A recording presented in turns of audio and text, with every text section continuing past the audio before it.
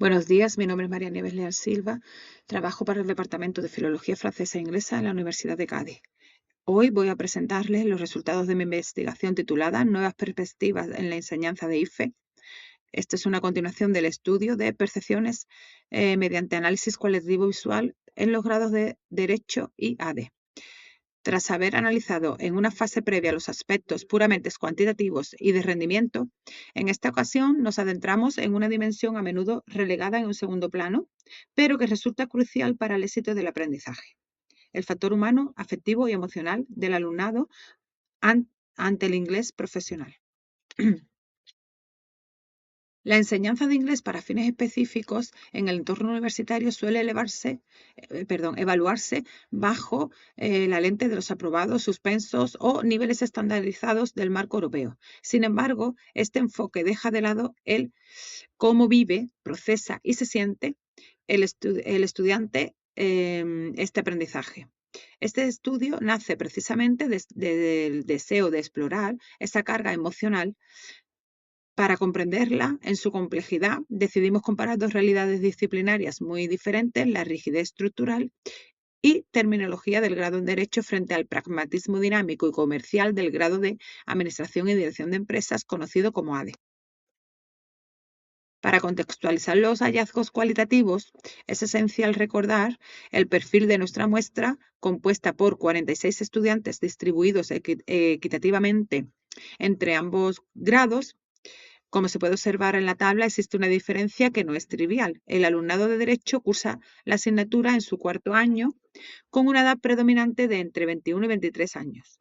Esto lo sitúa en una fase de preinserción laboral, lo que fomenta un enfoque mucho más consciente, maduro y crítico del inglés técnico. En cambio, los estudiantes de ADE se enfrentan a la materia en su tercer año, siendo mayoritariamente más jóvenes, entre los 18 y 20 años, y encontrándose aún en una etapa de consolidación puramente académica.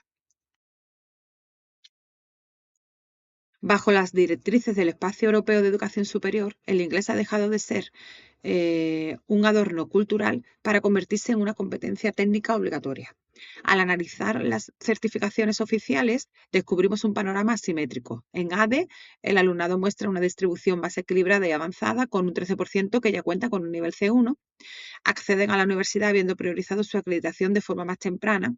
Y por el contrario, en Derecho, casi el 70% se concentra entre el B1 y el B2, pero un preocupante 21,7% carece de acreditación oficial. Esto nos sugiere que los futuros abogados tienden a ver el idioma como un mero trámite administrativo final, lo que incrementa notablemente la presión emocional en el último año de carrera. A esta asimetría de niveles se suma una brecha formativa alarmante. Más de la mitad del alumnado de ADE, el 56,5%, declara no haber tenido ningún contacto previo con el inglés empresarial, pero el dato verdaderamente crítico lo encontramos en Derecho. Un abrumador 95,7% de los estudiantes se enfrenta por primera vez al complejo lenguaje jurídico en inglés, sin ningún tipo de andamiaje o base previa. Esta desconexión directa entre la educación secundaria y la especialización universitaria actúa como el principal disparador de la frustración en el aula de Derecho, donde deben asimilar de golpe conceptos jurídicos de alta densidad sin bases terminológicas previas.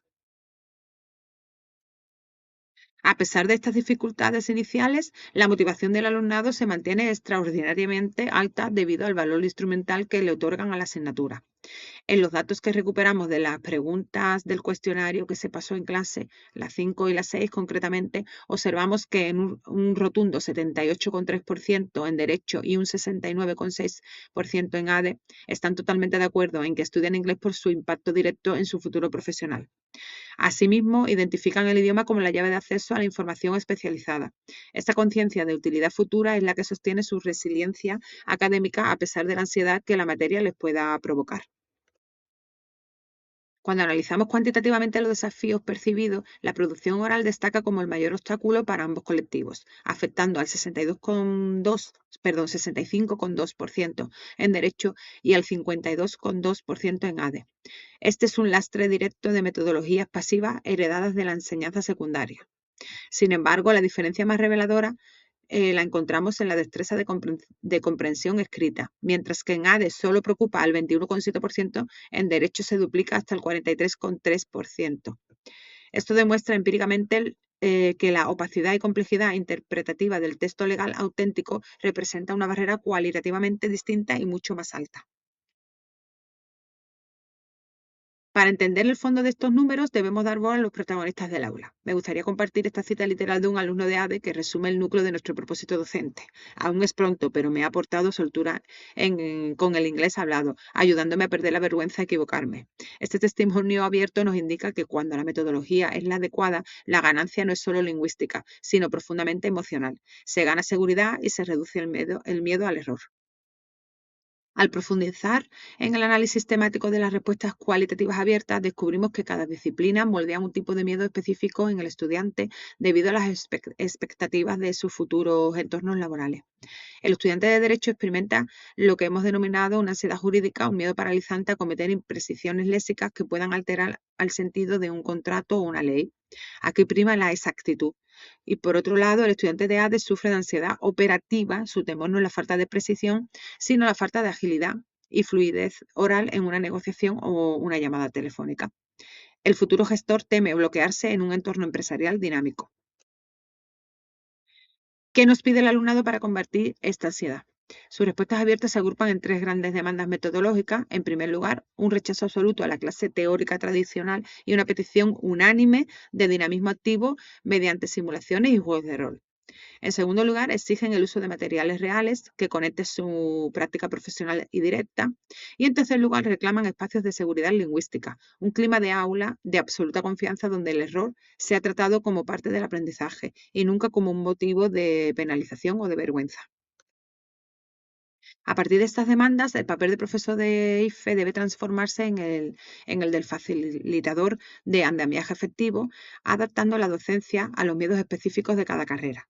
En el aula de Derecho debemos reducir el filtro afectivo, minimizando la presión del error inmediato. Esto se logra mediante glosarios interactivos y guías contextuales que desmitifiquen la rigidez terminológica.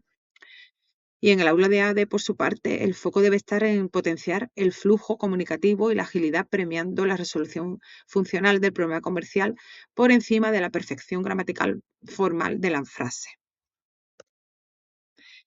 En conclusión, los datos cualitativos e instrumentales de este estudio demuestran que para enseñar un idioma de especialidad con éxito en la universidad moderna ya no basta con transmitir listas de vocabulario técnico. Es urgente humanizar nuestras aulas diseñando metodologías empáticas que atiendan de manera explícita la dimensión afectiva y los temores de los alumnos según su futura disciplina.